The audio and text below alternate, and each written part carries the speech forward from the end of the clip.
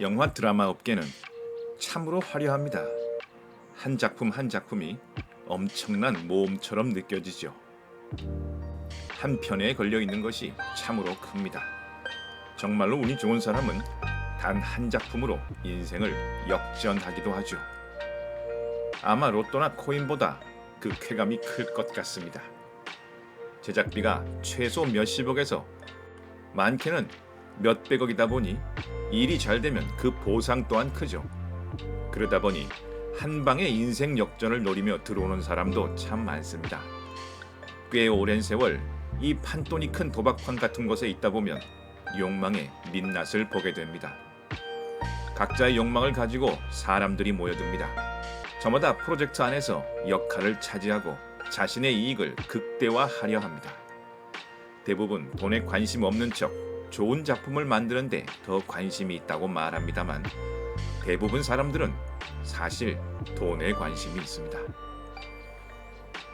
그런데 영화나 드라마는 그 겉모습이 참 근사해 보이기 때문에 이런 세속적인 욕망을 숨기기가 참 좋죠. 사기꾼도 있고 진심으로 노력하는 사람도 있고 말뿐인 사람도 있고 겉과 속이 다른 사람도 있습니다만 본질적으로 모두 자신의 이익을 위해 일하는 것뿐입니다. 더 나쁜 사람도 더 좋은 사람도 없습니다. 진실해 보이는 사람이 실제로는 그렇지 않고 예의 바른 척하는 사람의 진짜 모습이 다른 경우가 아주 많습니다. 이 판에서는 차라리 자신의 욕망을 노골적으로 드러내는 사람이 덜 위험합니다. 나 그냥 장사꾼이야 하는 사람이 제일 솔직한 것입니다. 프로젝트가 초기 단계일 때는 저마다 욕망을 숨긴 채 헌신합니다. 하지만 구체적인 실현 가능성이 생기기 시작하면 항상 똑같은 일이 벌어집니다.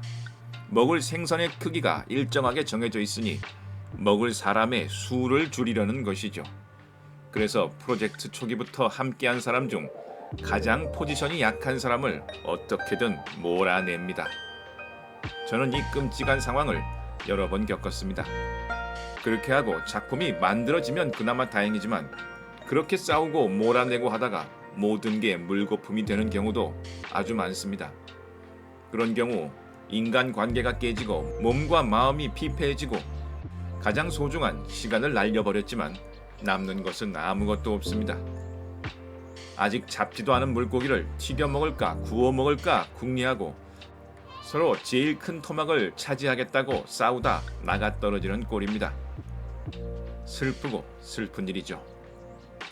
지금 진행하고 있는 드라마 프로젝트에서도 결국 같은 일이 생기고 말았습니다. 하지만 이제는 괜찮습니다. 저 또한 저의 이익을 추구한다는 사실을 솔직하게 인정하고 있으니까요. 누군가 말했습니다. 세상의 모든 갈등은 결국 커튼을 열고 보면 돈 문제다라고 말입니다. 참으로 맞는 말입니다. 제가 여러 일을 겪으면서 깨달은 것은 나부터 내 욕망을 인정하고 바라볼 줄 알아야 한다는 것입니다. 욕망은 그 자체로 나쁜 것이 아닙니다. 욕망은 우리를 움직이게 하죠. 나쁜 것은 욕망을 정이나 관계로 포장하는 것이죠. 내가 이런 선택을 하는 것은 작품을 위해서야. 내가 이런 일을 하는 것은 너를 위해서야 라고 자기 합리화하는 것입니다. 그러니까 상대방의 처지를 지나치게 동정하거나 안타까워할 필요도 없습니다. 그들도 결국 그들의 이익을 위해 움직인 것이니까요. 우정, 동료애가 욕망, 이익보다 강한 경우는 거의 없습니다. 그 현실을 그대로 바라보고 이해하고 받아들이는 것이 건강한 것이라는 걸 나 또한 다르지 않다는 것을 다시 한번 깨닫습니다.